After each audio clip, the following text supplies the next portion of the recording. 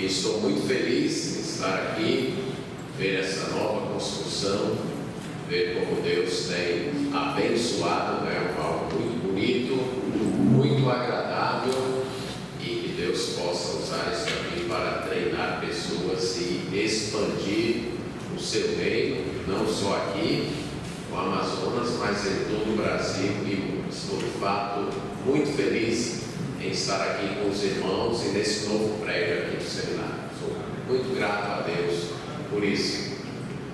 Nós trataremos de teologia pastoral e eu estarei fazendo uma proposta para uma teologia bíblica do ministério pastoral. Esse será o meu propósito nessas aulas, fazer uma proposta baseado no meu entendimento das Escrituras de o que deve ser a função pastoral, especialmente a função precípua do pastor, a função principal do pastor, e o que é necessário para ele desempenhar essa função e como é que ele então pode desempenhar. Caminharei esses três aspectos nessa proposta de uma teologia pastoral.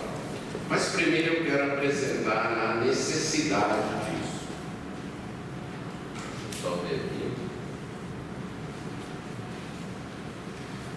Quando nós assumimos o ministério pastoral, de um modo geral, nós estamos aprisionados por muitas expectativas.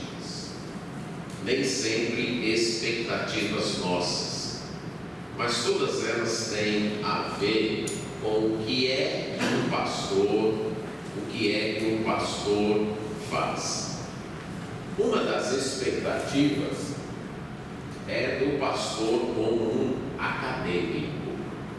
Em alguns círculos, especialmente nos nossos círculos do movimento batista regular, essa tem sido uma expectativa que tem ganhado corpo.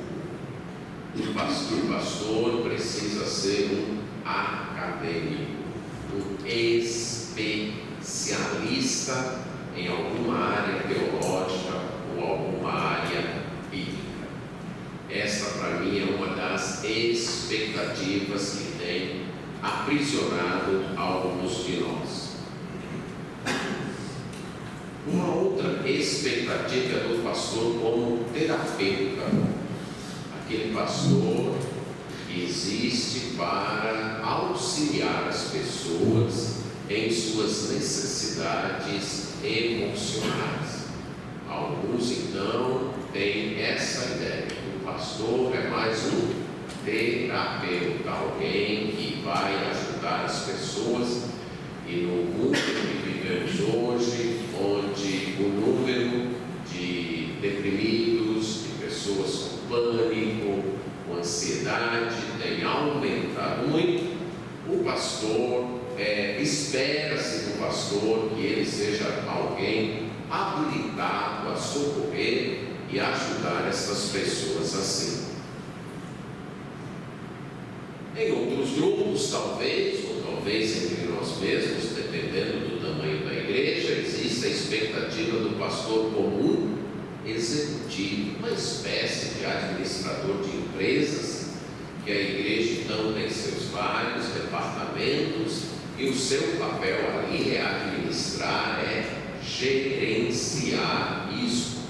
Algumas vezes até os pastores poderiam ser comparados a uma espécie de gerentes de loja que têm que trabalhar para apresentar o seu produto de uma maneira melhor do que a concorrência e para atrair clientes novos e segurar esses clientes na sua igreja ou na sua loja, certo? Uma loja religiosa, vamos dizer assim. Então, alguns pastores se veem também pressionados a ser uma espécie de administradores, de executivos. Mais recentemente, alguns são vistos como coaches, os treinadores aí que existem para treinar as pessoas para se darem bem na vida, se darem bem em suas funções. Então, alguns pastores se veem assim, como alguém que deve trabalhar o otimismo nas pessoas, levar as pessoas a desenvolverem melhor suas habilidades. E ainda existe a ideia do pastor como prestador de serviço social. Todas estas expectativas normalmente têm sido marcadas pela sociologia e pela psicologia, e não pelas escrituras. Por ser alguém que lida com as pessoas, que trabalha com pessoas, a ideia de satisfazer as necessidades sentidas tem tomado corpo, e o pastor se vê pressionado a cuidar dessas necessidades que as pessoas sentem. O problema é que nem sempre, eu diria até que por causa do pecado em nossa vida, as necessidades sentidas são as necessidades reais. Você pode, por exemplo, estar trabalhando com o seu filho e ele está com muito desejo de, na volta da escola, que você pague um sorvete para ele. E ele está sentindo muita necessidade de tomar um sorvete.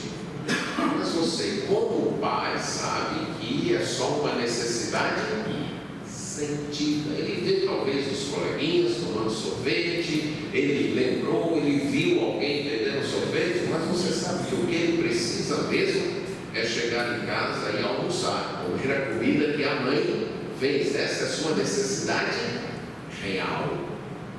Isso que acontece com as crianças acontece conosco.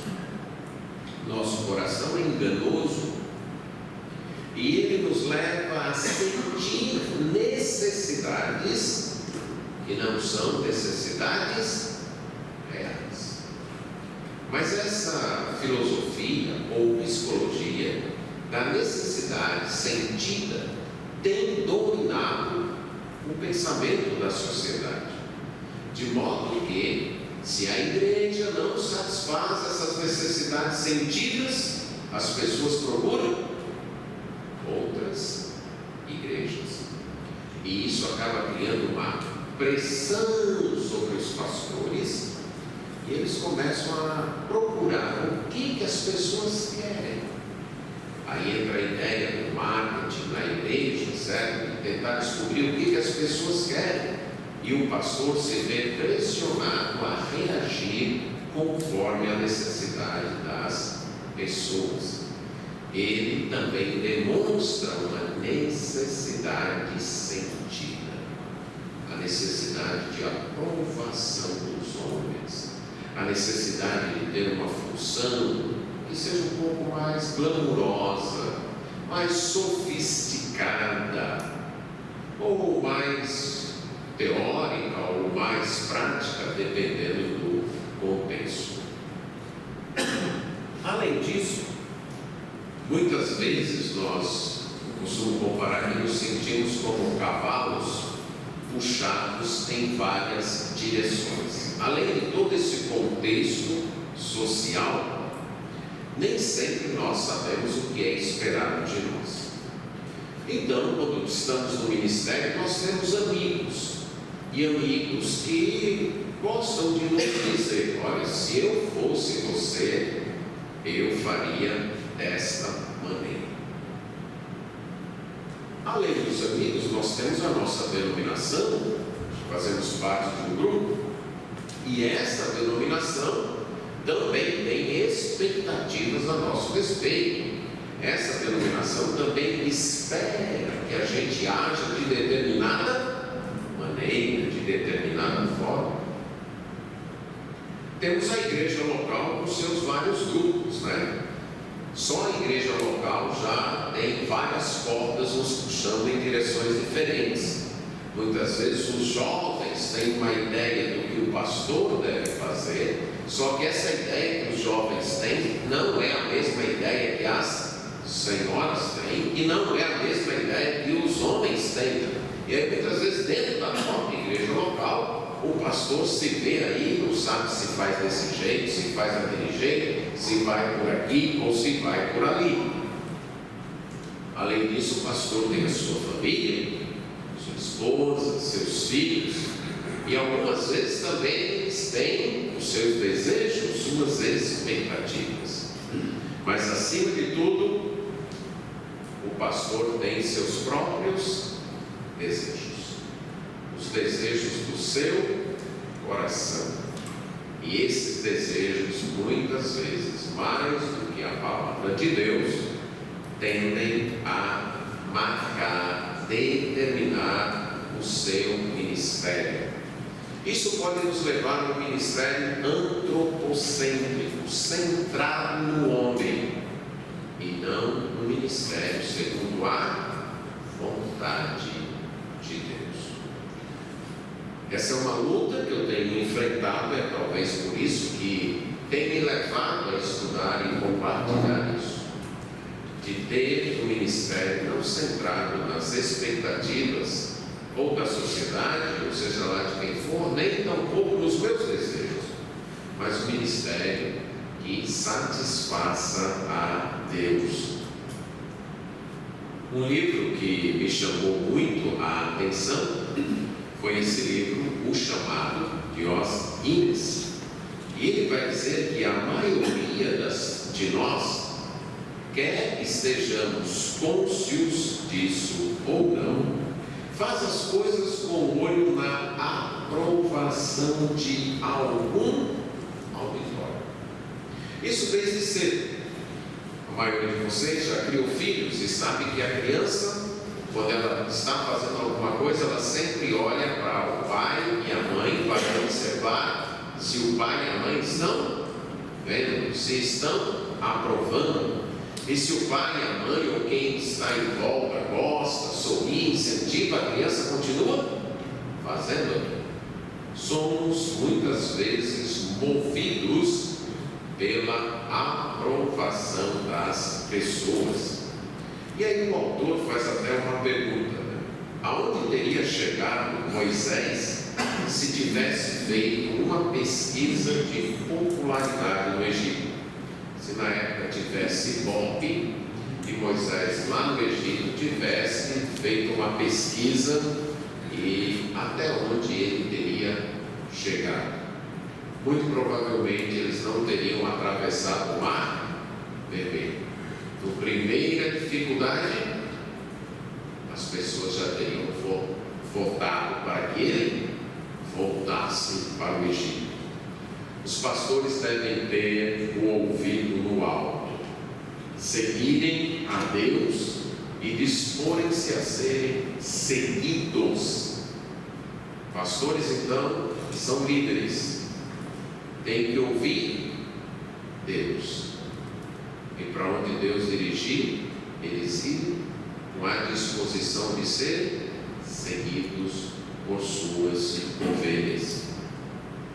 Nesse mesmo livro, Os Guinness fala de um homem chamado General Gordon, e o General Gordon fez as seguintes observações. Ele foi um general inglês e era uma pessoa muito brilhante, era um cristão, muito dedicado e brilhante, mas os comandantes dele não gostavam muito dele, porque se viesse uma ordem errada, ele simplesmente não cumpria, certo?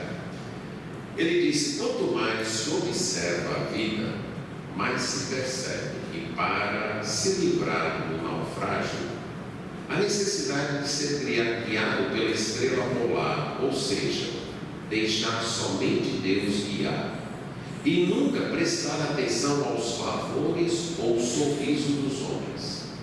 Se Deus sorrir para nós, nem sorriso, nem desprezo dos homens poderão nos afetar. O que ele está comunicando é que para nós o que importa é a aprovação de Deus. Deus aprovou? Não importa se os homens estão aprovando ou desaprovando.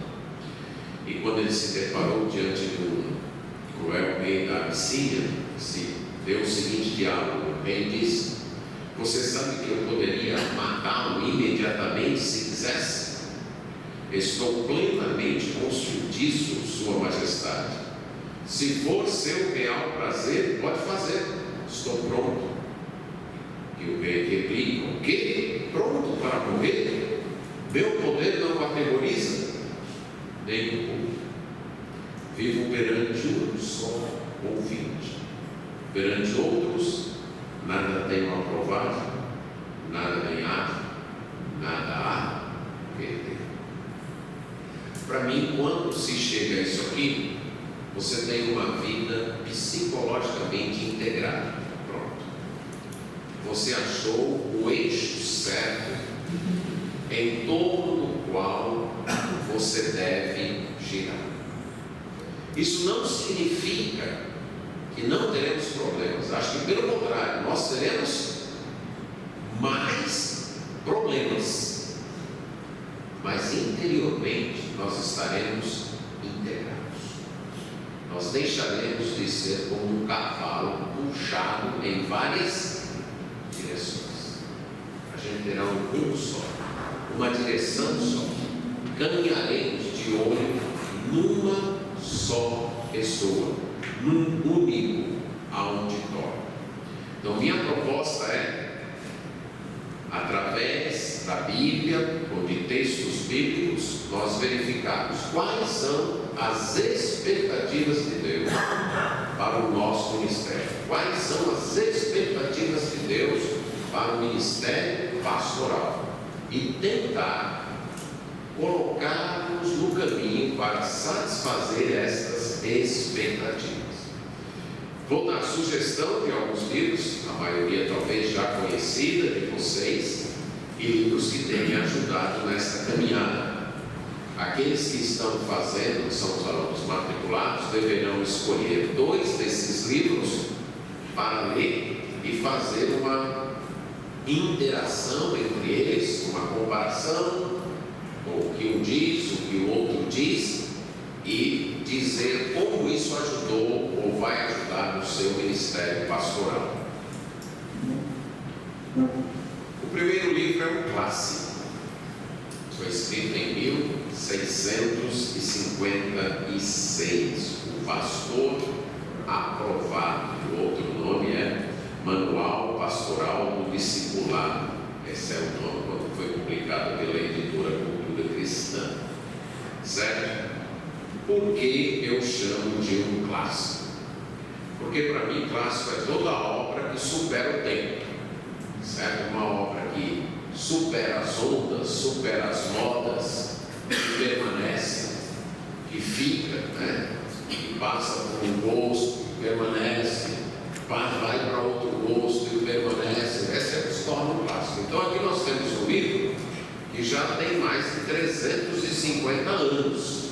Então, 3 séculos e meio, e ele ainda é publicado e lido e recomendado. Então ele é um clássico, certo? Então esse é um clássico.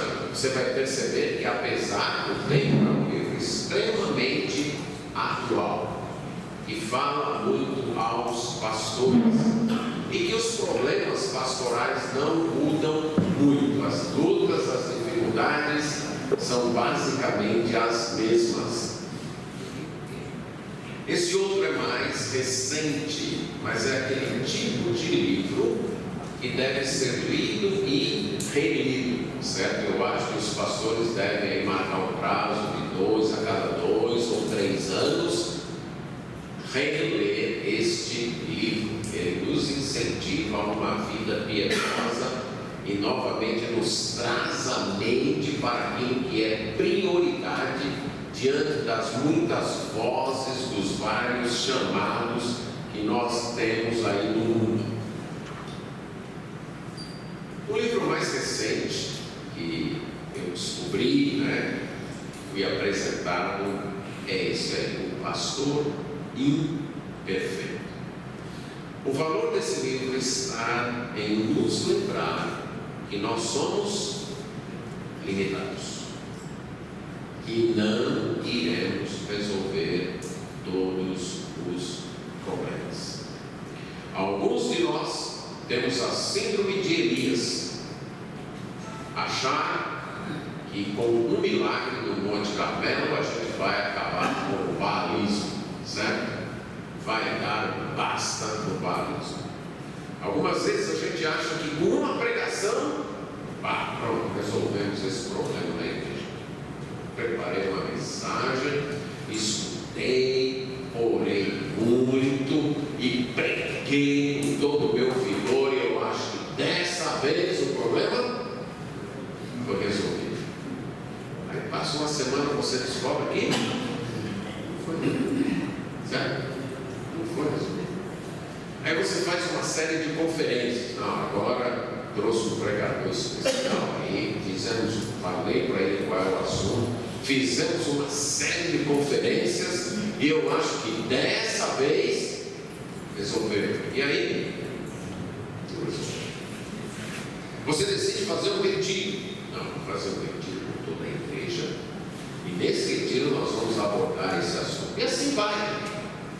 E você descobre que você lutou, conquistou algumas vitórias, mas o baalismo continua. Para mim isso é mais ou menos o certo do que Deus disse para Elias, certo? Por que você está aqui, Elias? Aí ele diz, eu estou aqui triste, eu tenho trabalhado, tenho sido zeloso em prol do Senhor dos Exércitos, e agora só resta eu. Muitas vezes nós somos acometidos dessa síndrome. Nós achamos que somos os únicos. Tem mais ninguém. Eu sou o único que estou lutando em prol de Deus e da sua palavra. E não consigo resolver tudo. Aí Deus diz, olha, primeiro você não é o único. Tem 7.000. Segundo, eu trabalho também com a brisa suave e não só mandando fogo do céu. De vez em quando eu mando fogo do céu, mas a maioria do meu trabalho é com a brisa suave. As pessoas não percebem. Em terceiro, volta, vai continuar teu trabalho, vai ungir Eliseu em teu lugar, e você vai morrer e o baalismo vai continuar, e eu vou levantar um outro para continuar a guerra com o baalismo. Isso me leva a ilustrar assim: o trabalho pastoral é como o trabalho de dona de casa. Ela varre a casa hoje e amanhã lava a louça hoje e amanhã pronto, esse é o trabalho pastoral, certo? A gente prega hoje e amanhã faz discipulado hoje, aconselha o casal hoje, pronto, esse aconselhamento foi bom, eles choraram, eles se arrependeram, um abraçou o outro, agora dessa vez vai decolar. Daí um mês, o casal lá de novo, e aí, fazer o quê? De novo. Sinto muito se estou decepcionando vocês, mas o trabalho pastoral está longe de ser glamouroso. É trabalho do dia a dia, é trabalho de varrer a casa, de limpar a casa, e faz hoje, e faz amanhã, e faz depois. Esse é o nosso trabalho. E a gente vai sair da igreja e ainda vai ficar trabalho para fazer, e a gente vai morrer e ainda vai ficar trabalho para fazer. Quando você chegar numa igreja e ver, mas esse pastor deixou isso assim, deixou isso assado, deixou isso. Lembre-se que um dia você vai sair dessa igreja e vai chegar outro e vai dizer, a mesma coisa de você, não, ele passou tanto tempo aqui, mas deixou isso, deixou aquilo. Somos imperfeitos. Isso é maravilhoso, porque Deus usa pessoas imperfeitas. O autor desse livro, ele conta algo da experiência dele, que vocês devem ler, mas ele trabalha muito o seguinte eixo: nós não somos onipotentes, não temos o poder de resolver tudo, não somos oniscientes, não sabemos, e não somos onipresentes, não podemos estar em todo lugar onde haja problema em nossa igreja. E a gente tem que reconhecer isso. Eu recomendo fortemente aí a leitura desse livro, viu? O próximo é para lembrar de cumprir nossa tarefa com amor. Irmãos, nós não somos profissionais, e aqui eu devo dizer que nós devemos ser profissionais e amador. E deixe-me explicar. Profissionais no sentido de que a gente deve fazer o nosso serviço da melhor forma possível, certo? Caprichar no nosso serviço, porque a palavra amador tem um duplo uso, não é isso? Amador é alguém que faz não por dinheiro, e sim por amor, mas ela também tem um uso mais pejorativo. Amador é alguém que não faz bem, não faz profissionalmente. Então, nesse segundo sentido, a gente não pode ser amador. Nós temos que fazer o nosso serviço bem, mas nós temos que fazer o nosso serviço por amor. E nesse sentido, nós temos que ser amadores, fazer porque amamos a Deus acima de tudo e amamos as pessoas a quem servimos. Próximo livro, para lembrar de que a cruz é o centro definidor do nosso ministério. Esse livro de Don Carson nos auxilia nisso. Lembre-se, não só nossa salvação, mas também o nosso serviço depende do sacrifício de Cristo na cruz. E devemos servir de maneira que não anule este sacrifício. Porque nós podemos pregar a cruz de um jeito que anula a cruz. Nós podemos pregar o Evangelho, mas fazê-lo de uma maneira que o centro não é a cruz de Cristo, o sacrifício do Senhor Jesus Cristo. O outro livro é para nos lembrar que, embora nem todo professor seja um pastor, todo pastor tem que ser um professor. Todo pastor tem que saber ensinar. Nem todo professor é pastor, certo? Mas todo pastor tem que ser um professor, no sentido de que tem que saber ensinar. O nome do livro aí é O Pastor como Mestre e o Mestre como Pastor, escrito por João Weigler e Carson.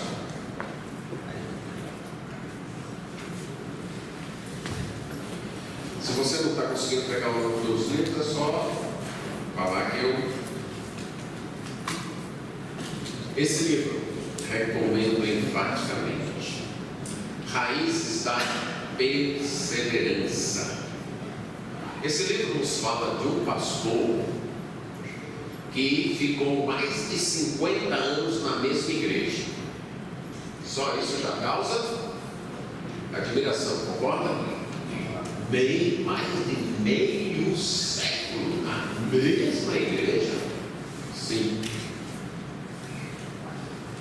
Mas no início a igreja não queria ele. E durante 12 anos, ouviram? 12 anos, a liderança e maior parte da igreja o boicotou.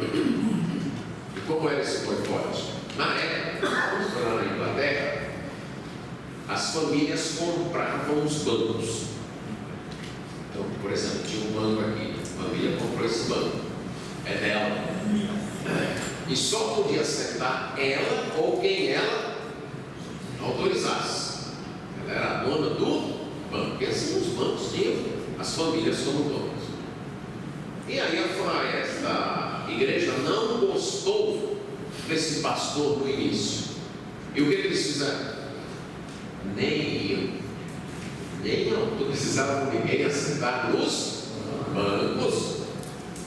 Aquela minoria que queria o pastor, ou ia para ouvir, ficar em pé, ou comprava cadeiras que botavam no meio aqui e tal. E o próprio pastor fez isso, junto com os que o queriam. Os queriam. Foram 12 anos nessa luta.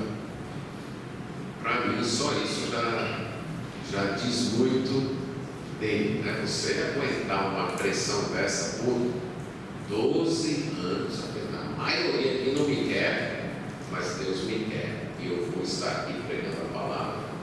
Fez ele então permanecer ali, e depois as resistências foram quebradas e ele ficou mais 40 anos servindo. Então, se você se sente aí desanimado por haver oposição, leia Raízes da Perseverança. Há outras histórias nesse livro além dele, mas só dele já vale a pena.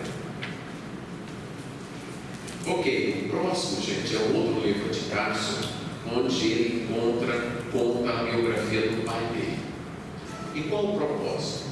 Quando a gente ouve falar do Dom de Carson, ele é um escritor famoso, tem doutorado, é um erudito, escreve muito e os seus livros são muito comprados e lidos, é conferencista no mundo inteiro. O pai do Dom de Carson seria para nós como um pastor que fracassou, um pastor que não deu certo, que não conseguiu, foi ser missionário e não conseguiu fundar igrejas, que teve até que arrumar um outro trabalho para sustentar sua família. Mas o Donald Carson nos conta que não é bem assim. Ele foi sim um pastor bem sucedido. Não teve a fama, o glamour, mas foi um pastor bem sucedido. Esse livro eu considero muito importante a leitura dele para nos lembrar disso. Não fomos chamados para ser estrelas, fomos chamados para sermos servos. Soberanamente, Deus pode fazer em alguns momentos, alguns de nós ter um brilho que se destaca, por razões que são apenas dele. Não se trata de mérito nenhum das pessoas.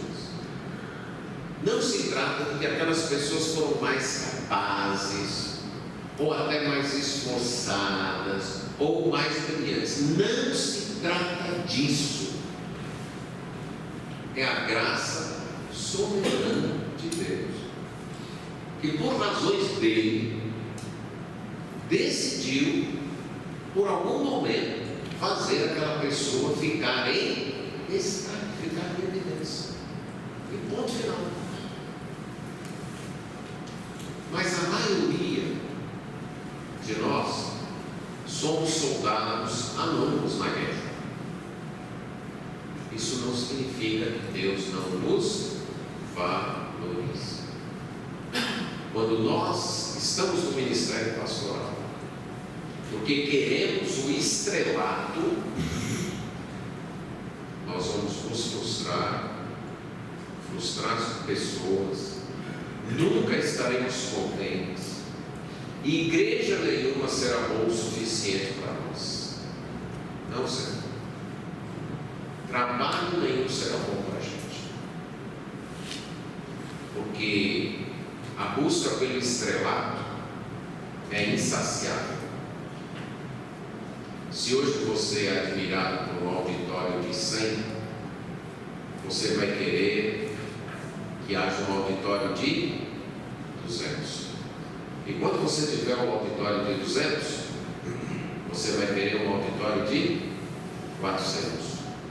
E quando você tiver, vai querer de modo o seu coração estará satisfeito. Nossa satisfação deve ser um único auditório, um único aplauso, um único sorriso, um dia. Ele sorriu, ele aplaudiu, ele olhou e disse: meu filho, eu gostei, você está indo bem. É isso aí que eu quero de você. Isso me faz lembrar uma história ele era reitor de uma faculdade teológica.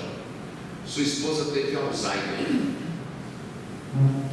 E aí, com o tempo, ele percebeu que não daria mais para ele continuar sendo reitor e professor naquela faculdade. Ele teria que sair e cuidar da esposa. E aí ele saiu e foi cuidar da esposa. Mas, depois de alguns meses, a faculdade resolveu fazer um culto de gratidão a Deus, de homenagem a ele. E ele foi para esse culto. Na saída, uma das alunas perguntou: professor, valeu a pena o senhor deixar suas disciplinas aqui para ir cuidar da sua esposa? E naquela noite ele foi para casa pensando nisso, porque sua esposa já tinha chegado num grau de Alzheimer que ela nem lembrava mais quem ele era. Ela não sabia que tinha aquele nome, ela não sabia que ele era marido, tinha sido marido, ela não sabia mais, não lembrava mais disso. De modo que o que ele fazia para ela, daqui 5 minutos ela já tinha esquecido.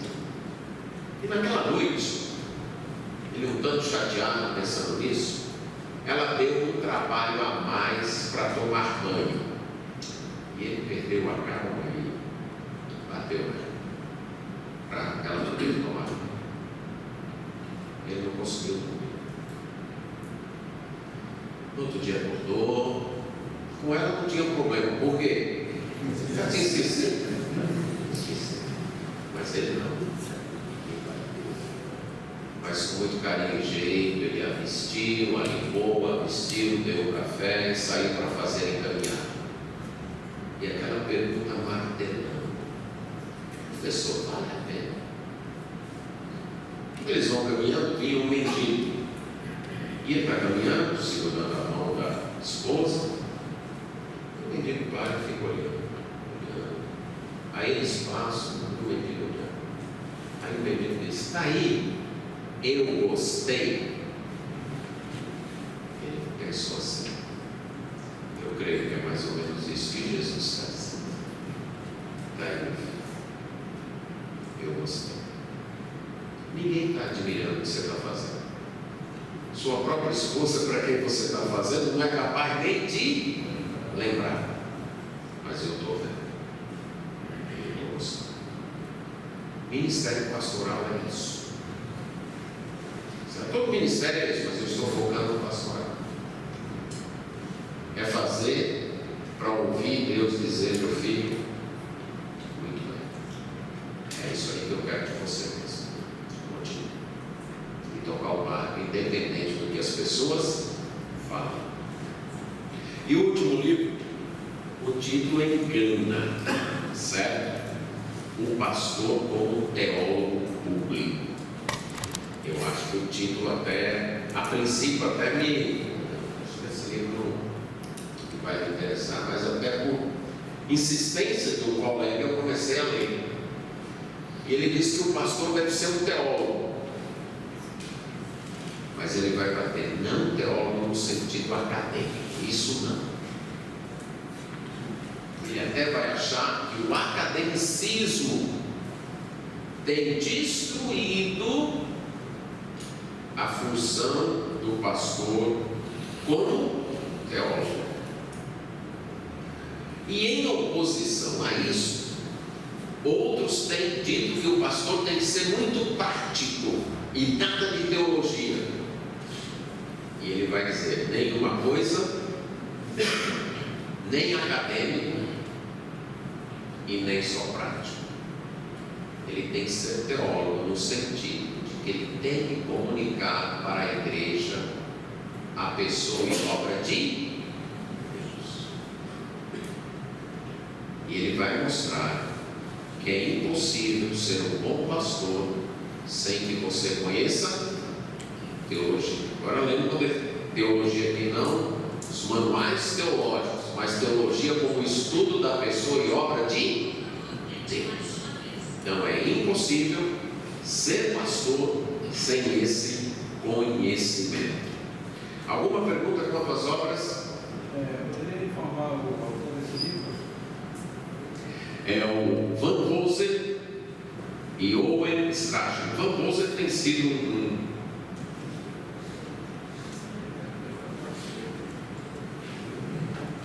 Esse inclusive eu trouxe, eu posso deixar aqui vocês até bater foto depois e fazer anotações. Foi o cearense? É a cearense, O nome parece, né? O nome parece. Bem fácil de escrever.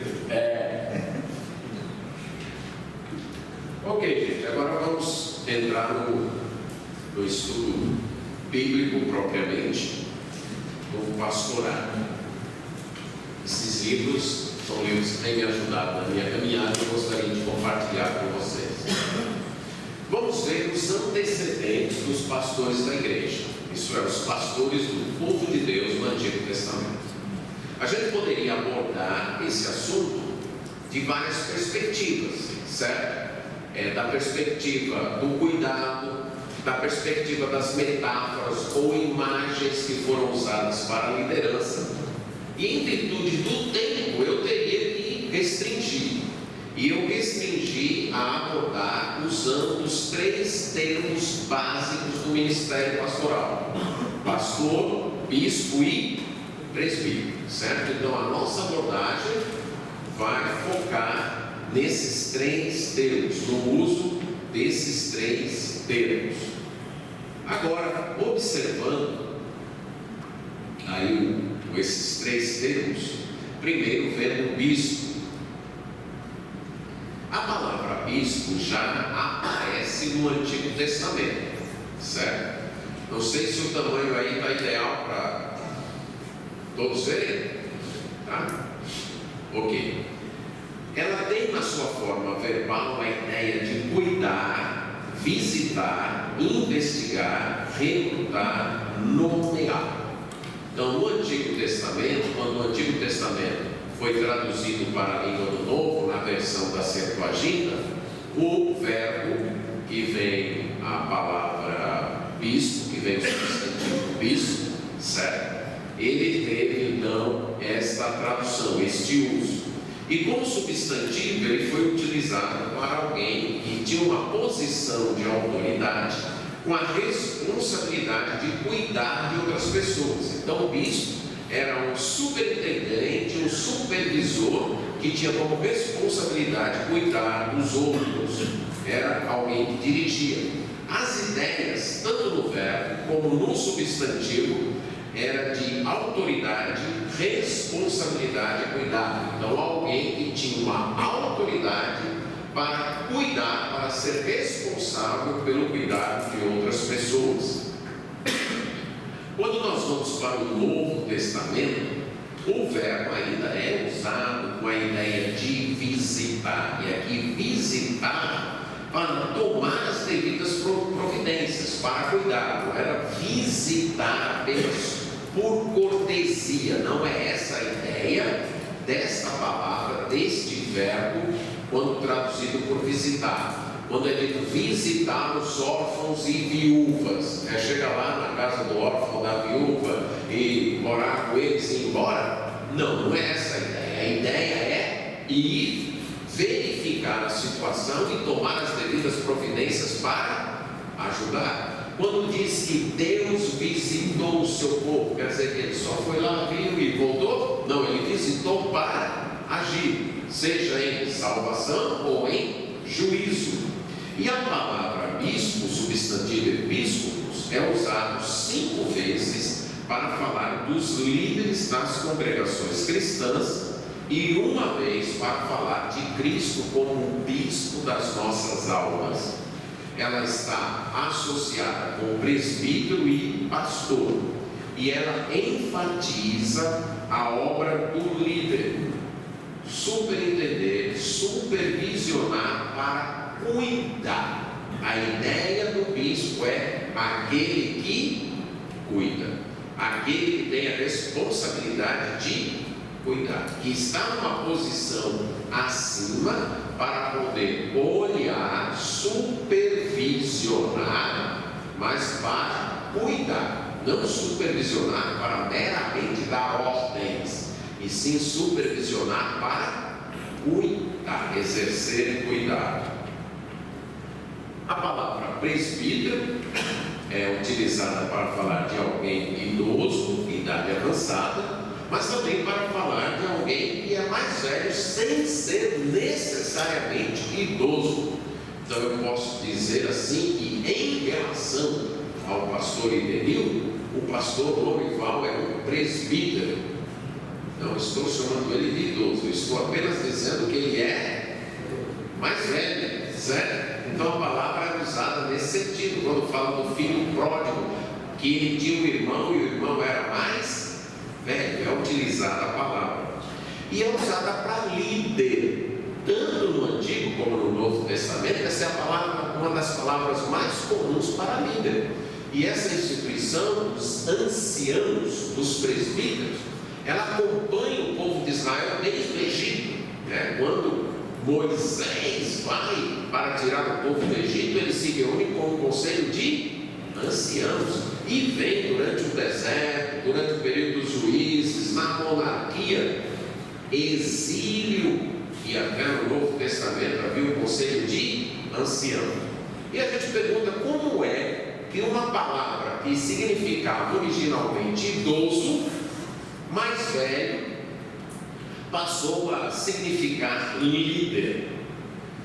Toda liderança depende de conhecimento, ok? Toda liderança depende de conhecimento. Suponhamos que a gente vai sair para pescar hoje à noite, depois da aula aqui. Um grupo vai sair para pescar. Normalmente quem vai assumir a liderança? Eu não. Porque eu não tenho experiência nisso, certo? Então seria a pessoa que tem mais experiência, que tem mais conhecimento, que conhece melhor os rios, que sabe o lugar onde tem mais peixe, e assim por diante. Se saíssemos daqui e fôssemos empreender uma construção, quem seria o líder? Novamente não seria eu.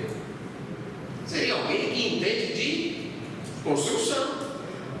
Toda liderança depende de conhecimento. Estamos naquela época, falando daquela época, que não tinha a tecnologia que tem hoje, que não tinha livros assim, onde a maior parte do conhecimento estava armazenada numa biblioteca. Qual? Aqui. Numa sociedade assim, quem é que leva vantagem em termos de conhecimento? Os mais velhos.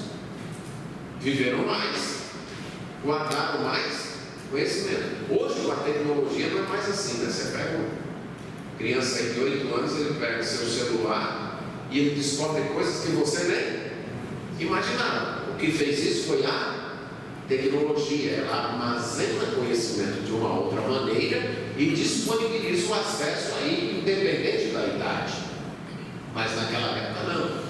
Especialmente nas sociedades nômades e pastoris, como era do povo de Israel, que viviam mudando, tinham seus rebanhos aqui, o pasto acabava, tinha que mudar para lá, o pasto acabava, tinha que mudar para cá, depois tinha que voltar para cá, e era preciso pessoas com vivência para saber onde é que tinha rio, onde é que tinha água, onde é que tinha melhor pasto. O tempo está mudando, já veio uma tempestade.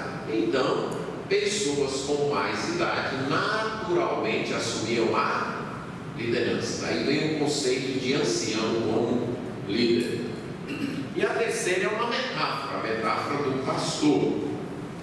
É usado originalmente para alguém que cuida de animais, mas também para o relacionamento entre os governantes e subordinados e o relacionamento entre Deus e o seu povo. Então esta palavra tem estes usos, e conforme foi caminhando o tempo, nós notamos que a palavra passou a ter tolerância quando trata de homens liderando homens. Eu quero que a gente examine um texto onde duas dessas palavras se juntam, lá no Antigo Testamento, Números 27, 16 e 17. Nesse contexto, Deus diz a Moisés que ele não vai entrar na terra prometida, certo? Então Moisés faz uma oração, preocupado com o povo. Ele fala para Deus, clama a Deus, diz o Senhor, autor e conservador de toda a vida, ponha um homem sobre esta congregação, que saia adiante deles e que entre adiante deles, e os que faça sair, e que os faça sair, e que os faça entrar, para que a congregação do Senhor não seja como ovelhas que não têm pasto. Na minha versão diz, ponha um homem sobre essa congregação.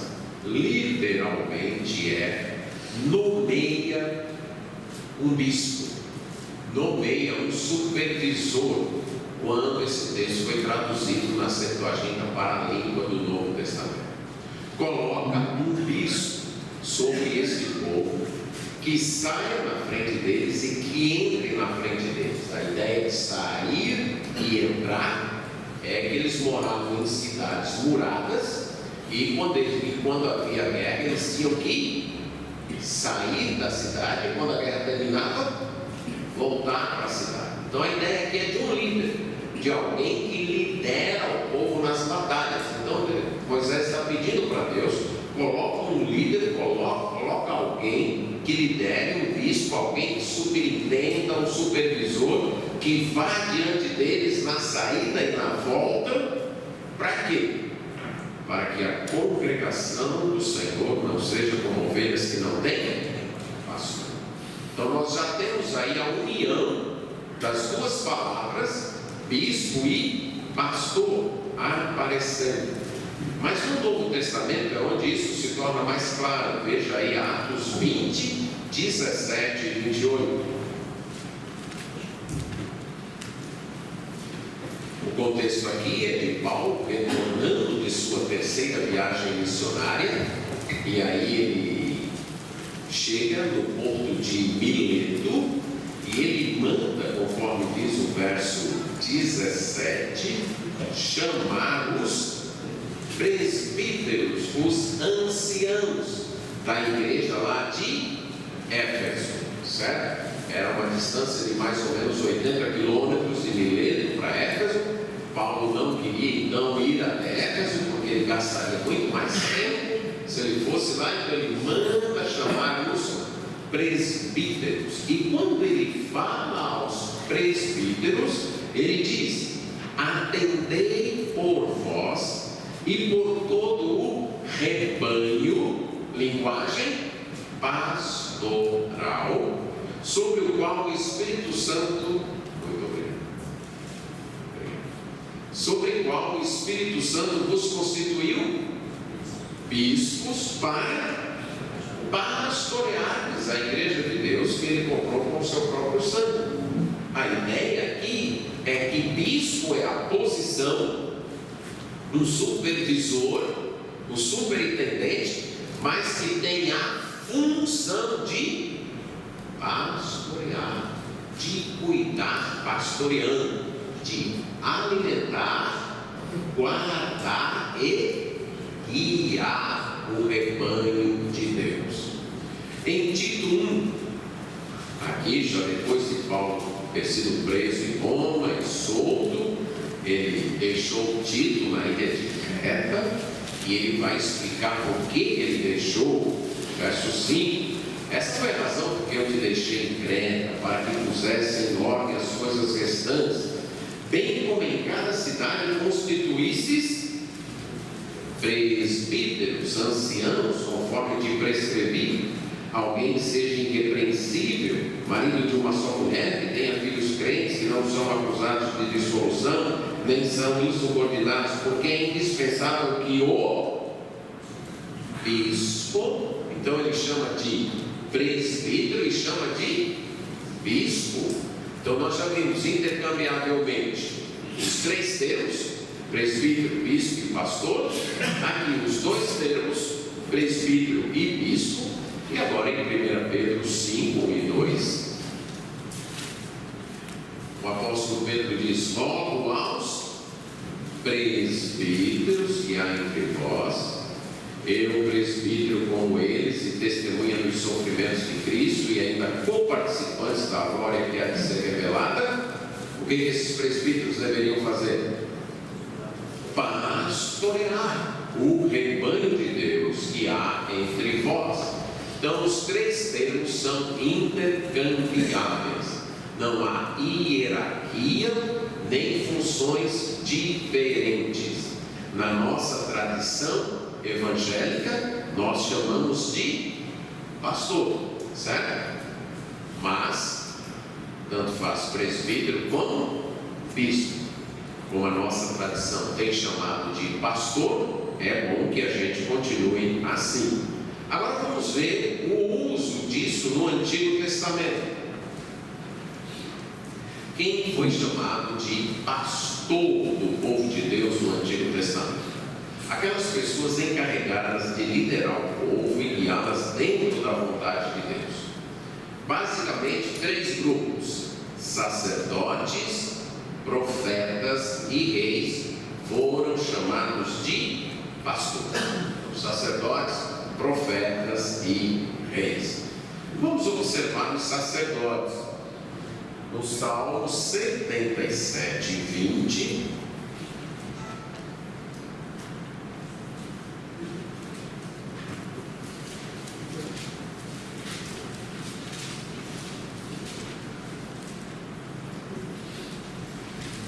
o salmista Asaf, falando a Deus, diz: tu conduziste o teu povo como rebanho pelas mãos de Moisés e Arão. E Arão era sumo sacerdote. Notando algumas coisas aqui nesse texto, certo? A liderança final era de Deus. O rebanho pertencia a quem? A Deus. Quem estava conduzindo era Deus. Mas ele estava conduzindo através de homens. Conduzisse pelas mãos de Moisés e Arão. Então, líderes no povo de Deus não são autônomos, não são autoridades absolutas, são autoridades constituídas por Deus que devem submissão ao próprio Deus, que devem guiar o povo de Deus conforme Deus. Agora, qual era a missão de um sacerdote? Então vamos ler três textos aí. Primeiro, Levítico 10, 9 a 11.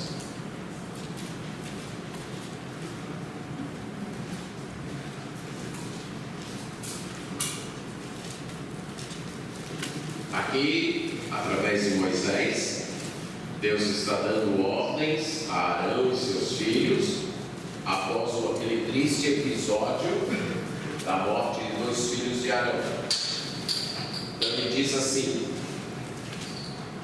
vinho nem bebida forte, tu e teus filhos não bebereis quando entrares na tenda da congregação, para que não morrais. Estatuto perpétuo será isso entre as vossas gerações, para fazerdes diferença entre o santo e o profano, entre o imundo e o limpo, e para ensinardes aos filhos de Israel todos os estatutos que o Senhor lhes tem falado por intermédio de Moisés. Então, qual era a função do sacerdote? Ensinar. Agora, ele ensinava, na maior parte do tempo, vivendo, realizando os rituais. Ele ensinava por performance. Então, quando o sacerdote oferecia um sacrifício, ele estava ensinando. Quando ele se trajava com as vestes ordenadas por Deus, ele estava ensinando. Quando ele deixava de fazer certas coisas que o povo poderia fazer, mas ele não, ele estava ensinando. Ensinando ensinando para o povo a grande distinção que havia entre Deus e os homens, ensinando quanto Deus era santo. Veja Ezequiel 44, 23.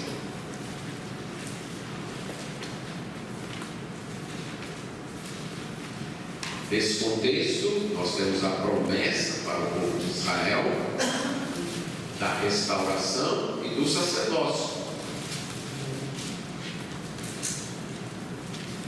E falando então do sacerdote, diz: ao meu povo ensinarão a distinguir entre o santo e o profano, e o farão discernir entre o imundo e o limpo. Então, a função irá ser continuada no período milenar. Os sacerdotes ensinando o povo de Israel a distinguir, a saber o que agrada a Deus e o que não agrada a Deus. E Malaquias capítulo 2, verso 7.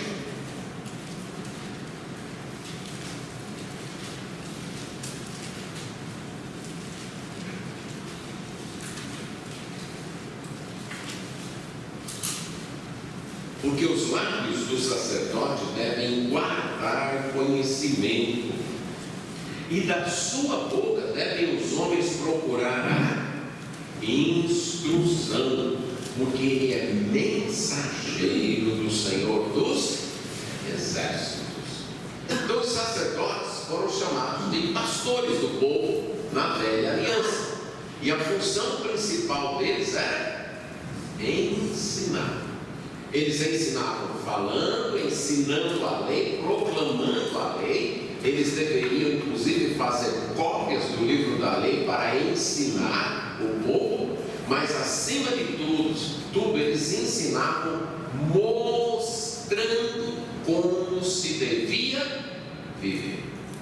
O estilo de vida deles deveria ser intencional, um estilo de vida pedagógico, didático, o modo deles viverem, o modo deles oficiarem, o modo deles dirigirem todo o ritual lá no tabernáculo e depois no templo, tinha como objetivo mostrar. Inclusive essa é uma das traduções da palavra ensinar ou instruir no Antigo Testamento, é de mostrar algo a alguém.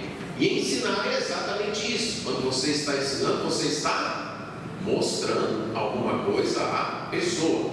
Esse então era o papel do sacerdote. O outro grupo eram os profetas. Eles também foram chamados de pastores. No salmo que nós já lemos, 77:20, não só Arão foi chamado de pastor, mas também Moisés, e Moisés era um profeta. Isaías 63:11 também, e Jeremias 17:16, Jeremias diz: eu não corri ou eu não fugi de ser um pastor para o povo. E Jeremias era um profeta. E qual era a função de um profeta? Era ser um porta-voz de Deus. Cultivou-se a ideia de que profeta é alguém que fala do futuro, mas essa não é a função principal de um profeta. A função principal de um profeta é ser um porta-voz.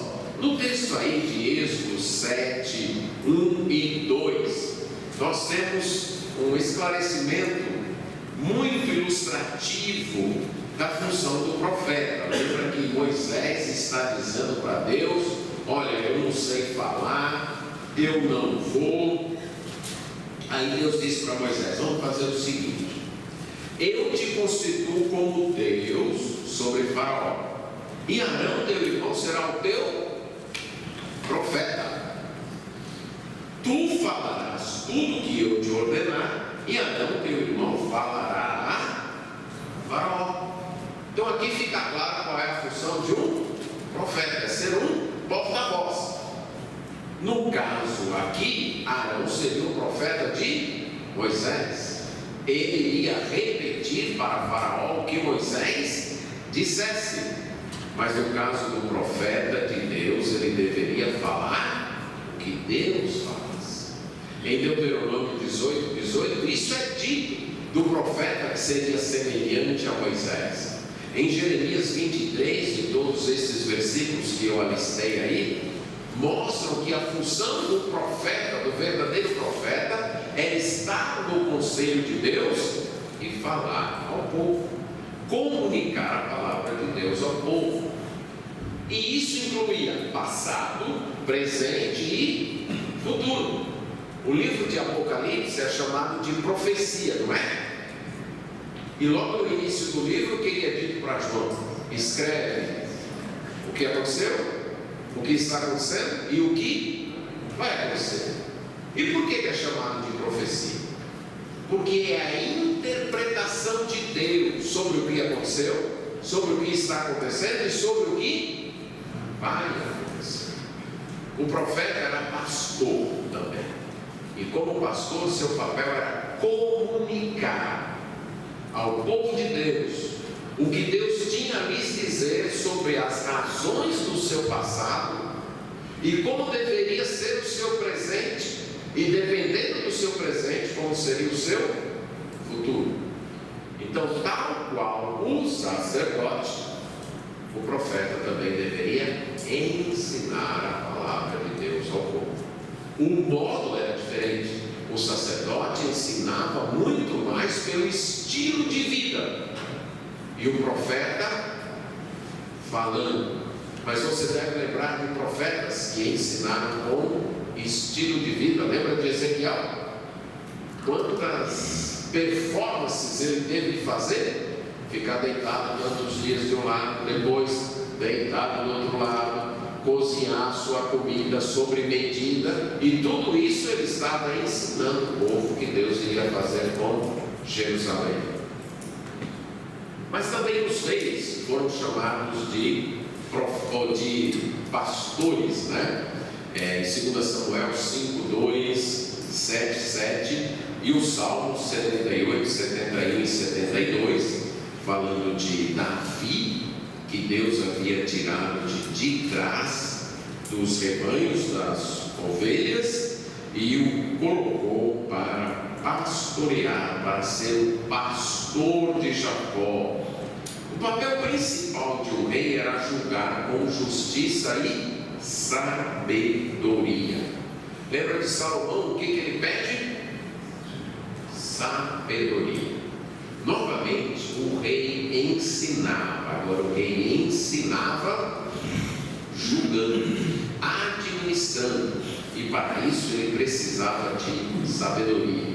Então esses três ofícios na velha aliança foram chamados de pastores, sacerdotes, profetas e reis, e tinham como principal função liderar o povo de Deus através do ensino. Seja o ensino vivido, o ensino estilo de vida, o ensino administrando o reino ou o ensino proclamado. Agora, resumindo isso do Antigo Testamento, quero abordar dois tópicos: os pastores desaprovados por Deus em primeiro lugar. Há pastores que foram desaprovados por Deus. E as características desses pastores que foram desaprovados por Deus podem ser resumidas em duas palavras: insensatos e inúteis. Zacarias capítulo 11, versos 15 a 17. O Senhor me disse: toma ainda os petrechos de um pastor insensato, porque eis que suscitarei um pastor na terra, o qual não cuidará das que estão crescendo, não buscará a desgarrada, não curará a que foi ferida, nem apacentará a sã, mas comerá a carne das gordas e lhes arrancará até as unhas. Ai do pastor inútil que abandona o rebanho a espada lhe cairá sobre o braço e sobre o olho direito, o braço completamente se lhe secará, e o olho direito de todo se escurecerá. Esse pastor aqui é chamado de pastor insensato e pastor inútil. Pastor insensato porque ele não é capaz de cuidar do rebanho como deve. Ele não é capaz de cuidar das ovelhas que estão perecendo. Ele não é capaz de buscar a ovelha que se desgarrou, que se afastou do rebanho. Ele não é capaz de curar a ovelha que foi ferida. E nem tampouco as ovelhas sadias ele é capaz de apacentar. Ele só pensa uma coisa: em usufruir do rebanho, em consumir o rebanho. E aí, numa figura de linguagem, diz que ele arranca até as unhas, nem as unhas das ovelhas se salvam. Ele é um pastor que tem essa visão de usufruir do rebanho e não de cuidar do rebanho. E aí ele é inútil por quê? Porque ele abandona o rebanho na hora que o rebanho mais precisa. Na hora que está tudo bem, ele não cuida e usufrui. E na hora que a coisa aperta, ele deixa o rebanho lá. Então, um pastor que abandona o rebanho na hora que o rebanho está em perigo é um pastor inútil. Certo? Se o pastor está ali para cuidar do rebanho e proteger o rebanho na hora da necessidade, esse daí não serve. Agora veja ainda Jeremias capítulo 10, verso 21.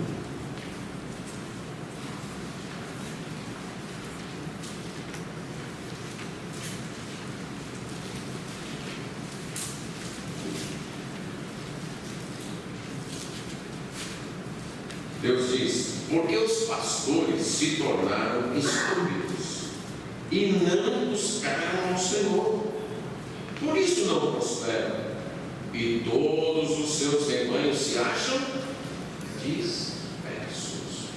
Os pastores se tornaram estúpidos, insensatos, e isso porque eles não buscaram o Senhor, não ouviram a voz do Senhor, eles não compreendem como é que devem agir, eles não sabem como cuidar do rebanho, e por isso eles não prosperam ou não agem com sabedoria, e as ovelhas acabam ficando dispersas. A questão aqui é de conhecimento, é de sensatez. A ideia da palavra sensatez é conhecer bem os meios para chegar ao fim devido, para chegar ao alvo correto.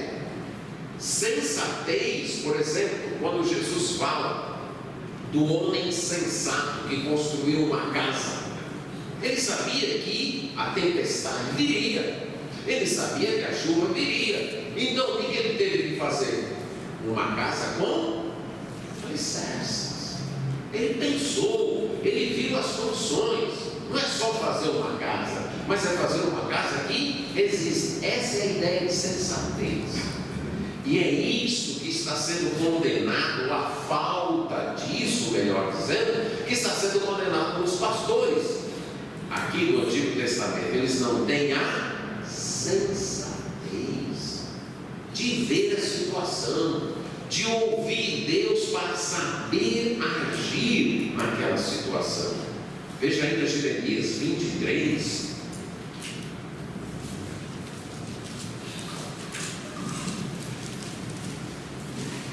Ai dos pastores que destroem e dispersam as ovelhas do meu pasto, diz o Senhor.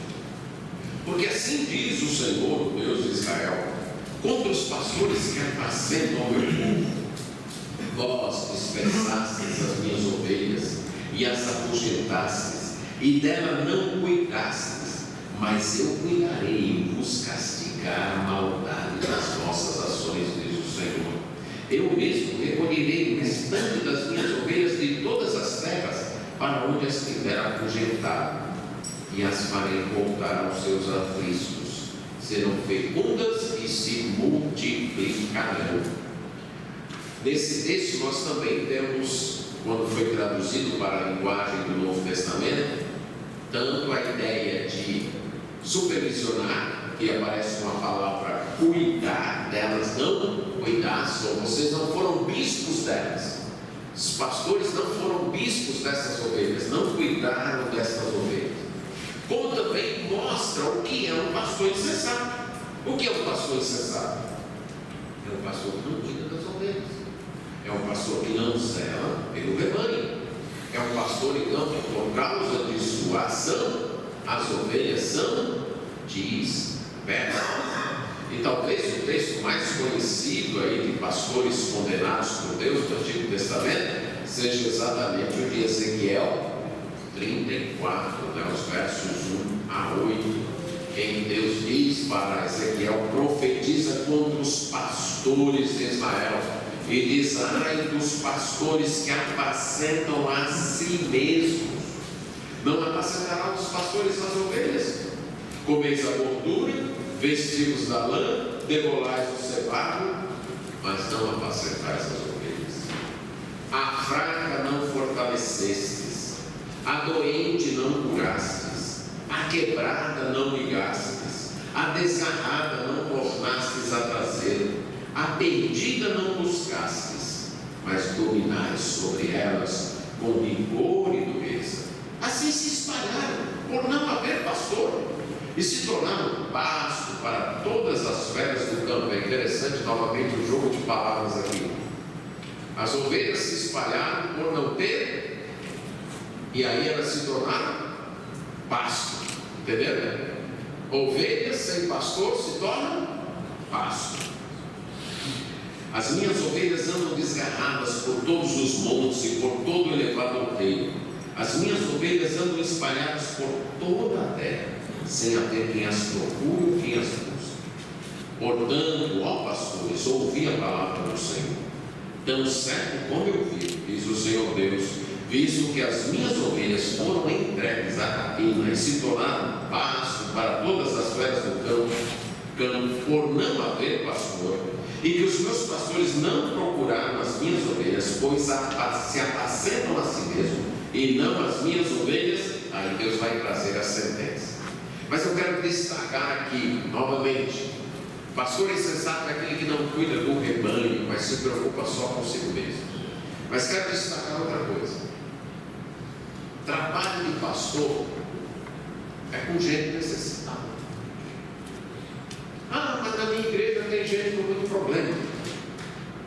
E eu me lembro de um irmão da nossa igreja, ele já faleceu. Ele trabalhava em construção como fiscal, ele tinha um ajudante. E aí o ajudante disse: mas seu fulano, nessa construção tem muita coisa errada. Fique quieto, porque se você não tiver construção sem coisa errada, a gente perde o emprego. Nós estamos aqui mesmo exatamente para ver o que tem errado e corrigir. Algumas vezes nós ficamos reclamando, porque tem gente que não sabe disso na igreja, gente que não sabe daquilo, casal com problema e tal, pessoas fracas. Essa é a razão da gente estar lá. Viu? O que você acharia de um médico que chegasse para o diretor do hospital e dissesse: olha, eu quero sair desse hospital, só tem doente aqui, só trazem doente para mim, eu não aguento mais isso, só trazem para mim pessoa doente, eu não quero mais trabalhar nesse hospital. O que você pensaria nesse médico? Está na vocação errada. Nosso trabalho é tratar o gente fraca para fortalecer, o gente doente para curar, o gente quebrada para ligar, o gente desgarrada para tornar a trazer, o gente perdido para a não é nem um pouco glamouroso, não é nem um pouco sofisticado, eu diria que não é nem um pouco confortável, mas esse é o nosso trabalho, certo? Fomos chamados para isso aí, gente. E é um trabalho agradável? Não é, mas fomos chamados para isso.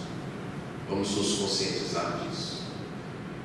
É triste enfrentar problemas, mas é para isso que a gente está ali na igreja.